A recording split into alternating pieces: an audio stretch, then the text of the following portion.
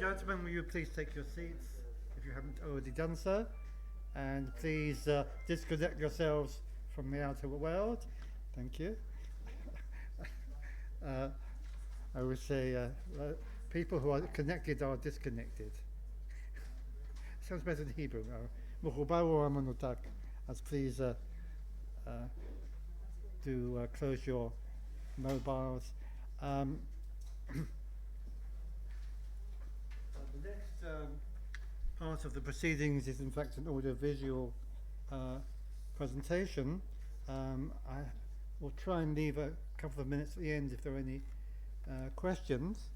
I'm very pleased to introduce Dr. Sarit Cofman-Simhon of the Kibbutzim College in Tel Aviv and Emunah College in Jerusalem, who has been participating in our discussion group.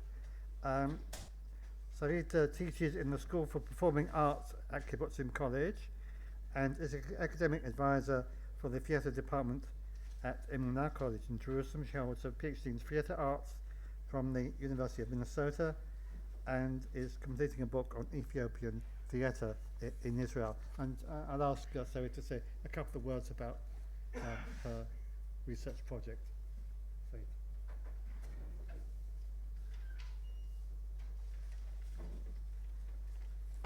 Thank you.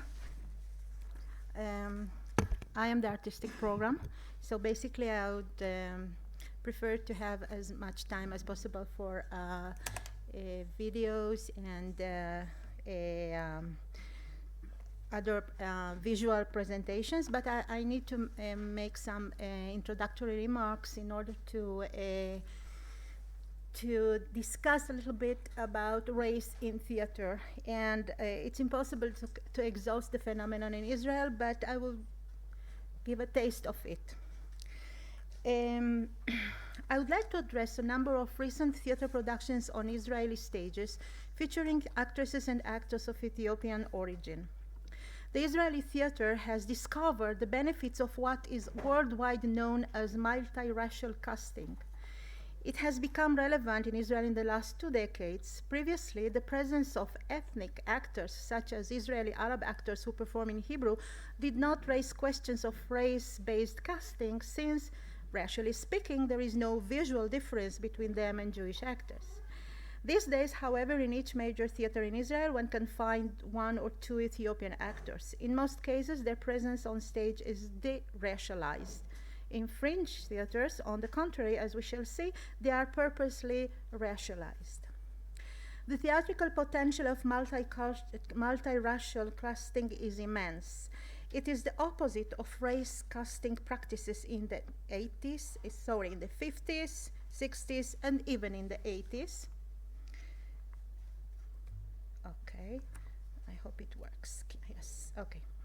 As you can see here, we have sort of ethnic roles like Orson Welles playing Othello, Burt Lancaster disguised as Indiana Apache, and Placido Domingo disguised as and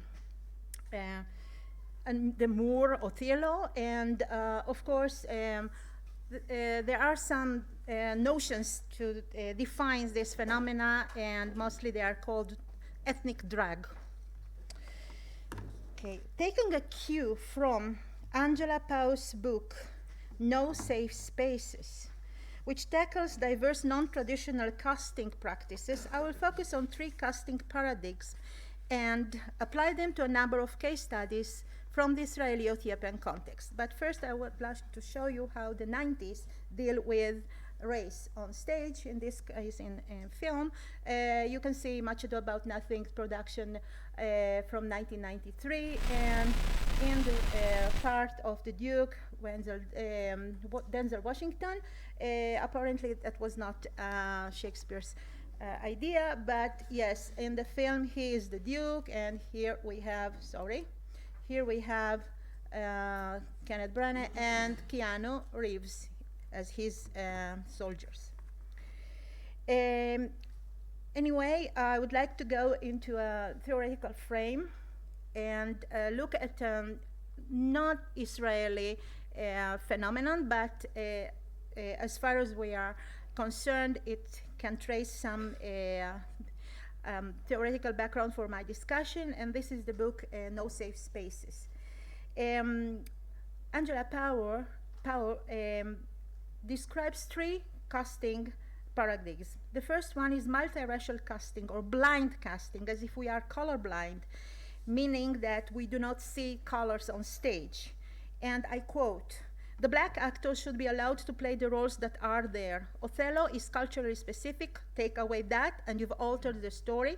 Macbeth is not culturally specific.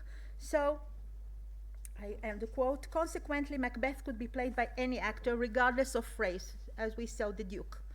Likewise, William Woolman of Arthur Miller's Death of a Salesman, Lyubov Radnyavskaya of Chekhov's The Cherry Orchard, and other characters of the Western classical repertoire.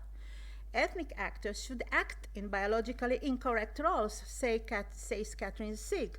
She shows how performances may abet a counter-hegemonic agenda by means of cross-racial casting, thus demonstrating that the ethnic body is able to transcend its racial coordinates.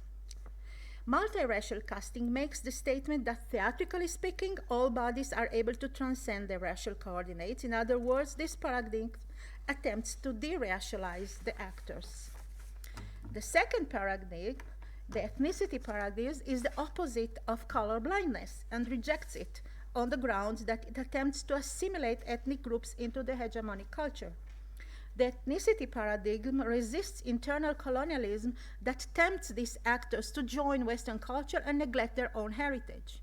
It supports encouraging of culturally specific theater. A leading proponent of this view in the US was playwright August Wilson. He claimed that an African-American actor who plays the roles of a Shakespearean English king allows his body to be used in, quote, "the celebration of a culture which has oppressed his people," unquote. He concludes, "We do not need colorblind casting. We need some theaters to develop our playwrights." The ethnic paradigm is consciously racializing the actors' bodies. And the third paradigm, conceptual or race-based casting, takes the issue a step further. It is the effort to make a social, political, or aesthetic statement by addressing audiences' consciousness of actors' race, that is, by racializing them. As Powell puts it, quote, "Spectators are positioned to incorporate the knowledge of racial histories and relations into their experience and interpretation of the performance," unquote. By purposely casting, for example, an Indian actor as a British king while his servants are Caucasian. Race-based casting is a social and political statement that complements the position expressed by August Wilson regarding ethnicity paradigm. As it seems, on the main stages of the Israeli theater, there is no room for the second and the third paradigms, only for the multiracial or a quasi-colorblind casting, pseudo-colorblind casting, in fact, the racialization of sorts. And I would like to show you some examples. Okay, the Cameri Theater in Tel Aviv is proud to have cast Ruti Asarasi in leading parts in a number of productions for the last years. Here she is as Marine Wojcik, and here she is as a fragile Lady Anne in Richard III. Yes, that was Richard III, I'm sorry, there's a mistake there. And an erotic Lady Macbeth in Macbeth.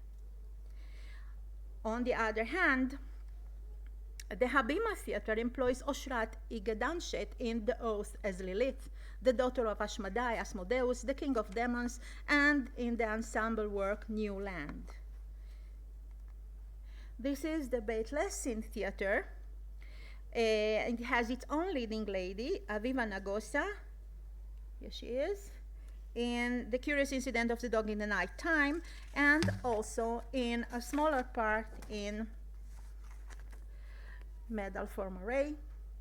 One can also encounter Shai Ferredo in One Man, Two Governors, also at the Beit Lessin Theater. And eventually, finally, we get to the Haifa Municipal Theater, where Esther Rada is playing in Race. This is David Mamet's play.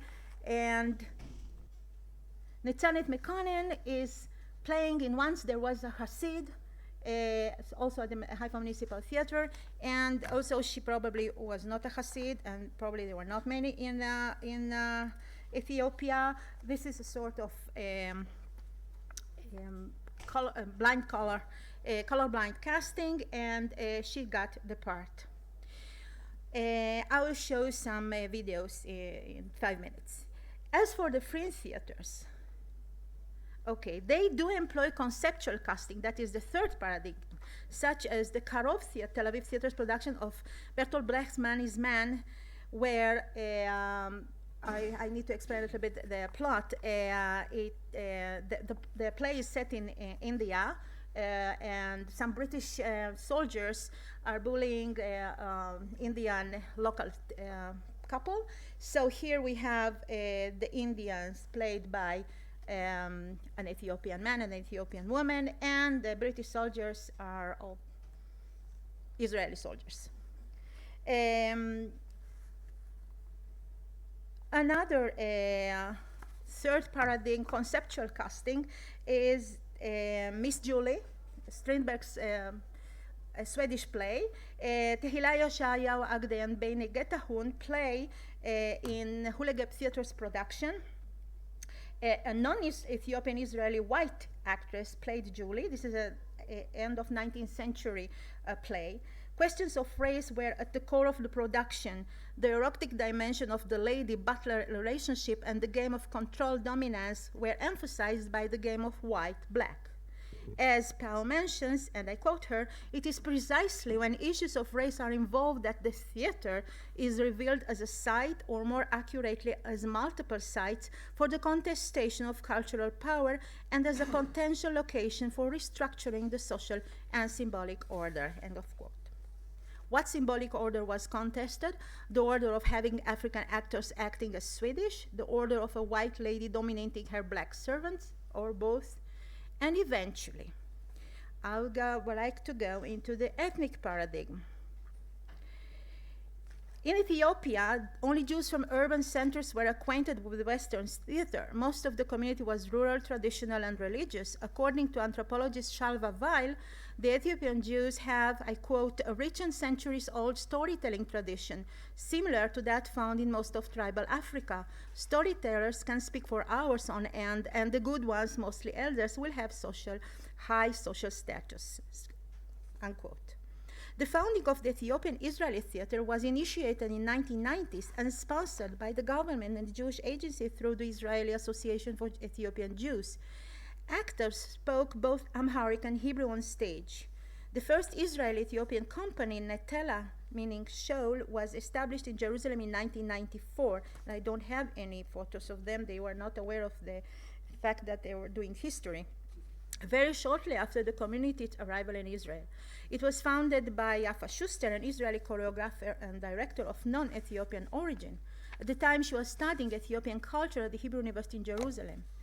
Netela's first show, Black Netela, was folkloristic and amateurish. Ethiopian dances and songs were supplemented by the actors' personal stories. The title referred to the wild shawl that Ethiopians traditionally wear.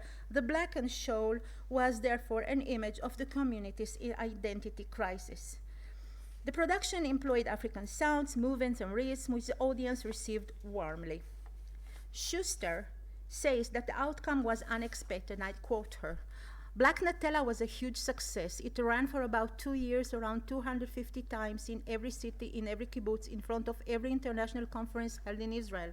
It even traveled to a festival in Budapest. The show was the baby of the Ministry of Culture. End of quote. Moshe Malka,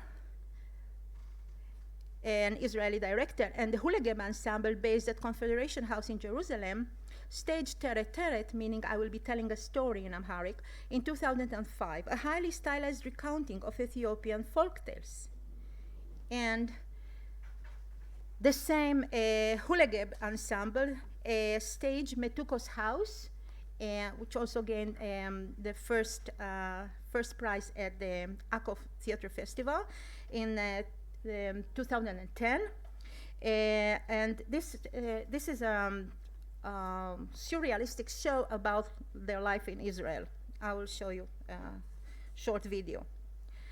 Apart from the Jerusalem-based companies, Netela and Hulegeb, as more young actors and actresses of Ethiopian origin have graduated from acting schools, they have started their careers mostly in the Tel Aviv area. Most of their shows are based on personal stories with a touch of ethnicity. I will mention only two of them. Shai Fredo, who devised a one-man play, Judean Lion, that relates his personal story as a child in Ethiopia and as an adolescent in Israel. And Yossi Vasa, in It Sounds Better in Amharic, where he's also telling his ordeal in the journey from Ethiopia to Sudan. And he also wrote a play, one of kind, it's a children's play about the journey from Ethiopia to Sudan. And I also like to show you some other videos. But it's interesting to consider the fact that Eskesta and Beta dance companies are the most ethnic paradigm companies in Israel, and maybe one of the reasons being that dances were much more developed, and the heritage is much more based than theater in the Ethiopian community. So I will also show some of these dances, and eventually I think we shall go into the presentation. So let's start. Can you host help?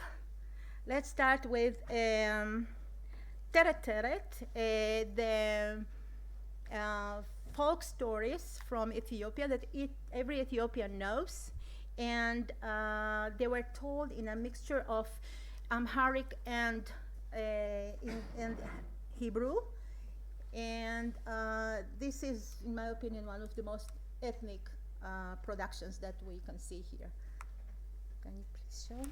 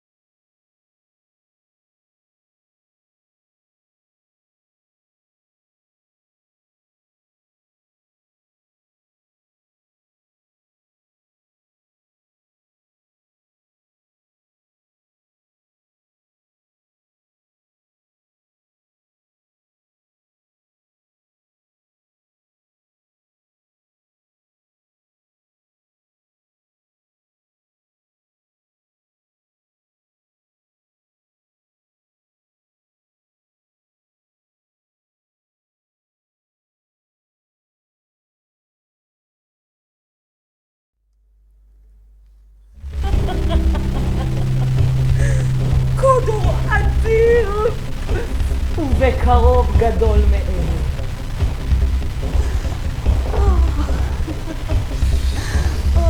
המלך בא לכאן הלילה. עד מתי? מחר. כבר הוא מתפרק! מה זה בוגד?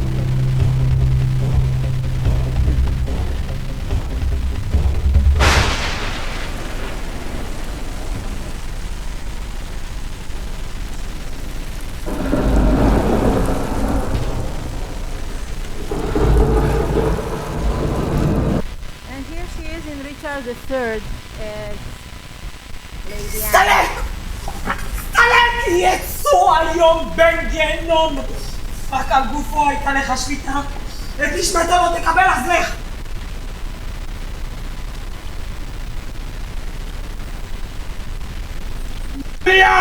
יחי מלכנו, ריצ'רד מלך אנגליה!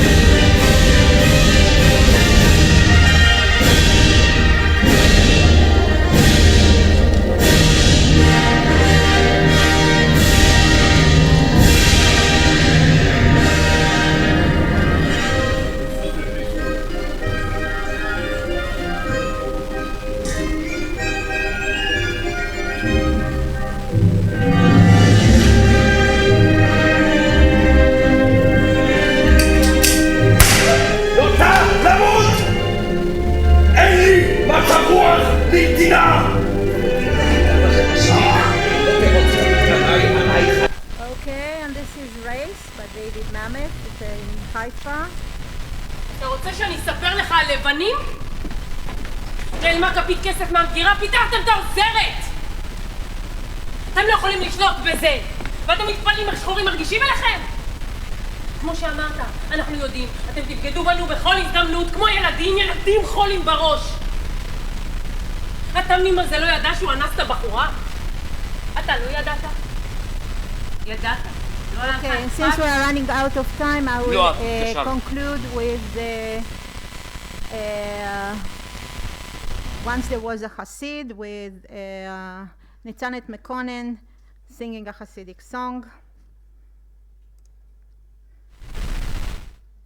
If we can hear. My name is Shay Fredo. I will skip this. We'll go. I'm sorry, I'll have to skip this because I would like to show you a little bit of the shoulder dancing.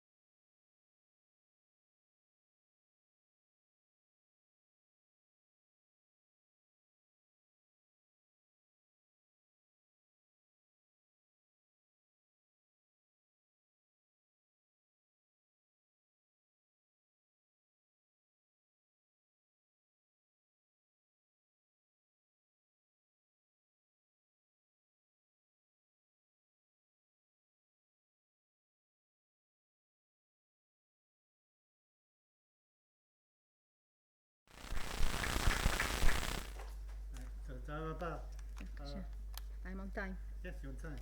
Do you want to answer any questions?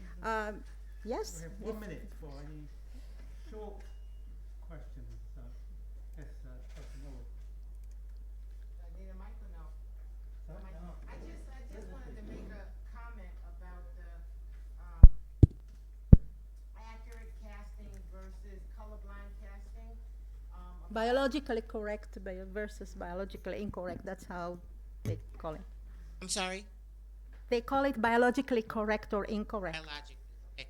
So I wanted to just give an analogy, I guess, to what we're going through in the United States, because we have really weird backlashes, whether you use biological or not. And give you two examples. The Hunger Games, some of you might remember, it's very famous books, right? And when they came out with the movie, the girl cast as Rue is played by a biracial girl. She's a product of a black and white parent. And the comments that the producers got on their webpage was so racist and hateful because she was portrayed as this biracial girl that they had to take them down. And the people had to ultimately say, wait a minute, this is actually correct casting. If you read the book, she's described as a caramel colored girl with curly hair, etc. And so the words were right there, but the people, either they didn't read the book or they didn't really connect caramel color with the person who was on the screen, who was caramel colored. And then now we're also seeing a serious backlash to Annie. Annie has been recast now as this a black girl. They did a colorblind casting. She came out on as the person who won the role, and again, horrible backlash. Oh my God, Annie is supposed to be white. How can you do this? This is horrible. Even Spider-Man cast as a Latino, people are going crazy. So it doesn't seem to matter almost whether you follow biological, right, or true or not. In America, at least, the majority still cast either one as white, right? And that's colorblind to them, right? And it's sort of an odd result. So I don't know. One of the things I was interested in listening to this is, do you have the same issue here? So that if you actually have these people... No, not yet. I'm a pioneer. It's not discussed yet. It's very new. But yes, this yeah. In the world, there's been a lot going on. Thank you. Thank you. Theater and the culture, but not in the sociological studies and the discourse among... Yeah. No, I'm talking about theater. No, in everyday life and in sociology, of course. Thank you very much. Thank you very much indeed for that sort of very fascinating glimpse, brief as it was, into the complexities of ethnicity, race, color in the Ethiopian Jewish theater and in casting of Ethiopian Jewish actors. I'm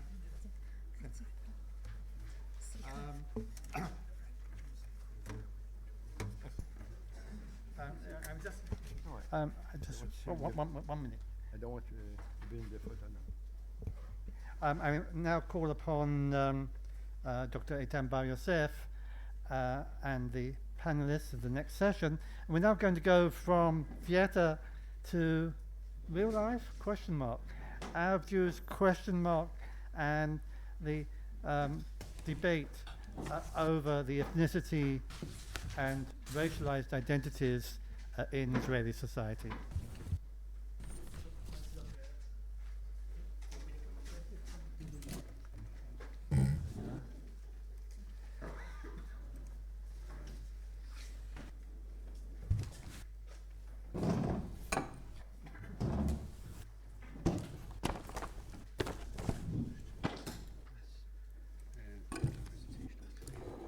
Hello, good afternoon. My name is Eitan Bar Yosef. I'm from Ben-Gurion University. I'm a colleague of Ephraim, and I've seen how hard he worked on this conference. I want to congratulate him for his energy and his initiative, and really kol hakavod. I'm very happy to chair this panel, Arab Jews, question mark. We have three speakers. This promises to be fascinating. Our first speaker is Dr. Yehuda Sharim, who is currently a postdoctoral fellow in Jewish studies and holds a joint appointment with the Jewish Studies program and sociology at Rice University. He holds a PhD in culture and performance from UCLA, and his research chronicles the creation of Sephardic Mizrahi identity, uncovering the ways that political and racial factors contributed to the emergence of this identity. His topic today is citing blackness in the early years of the Israeli state.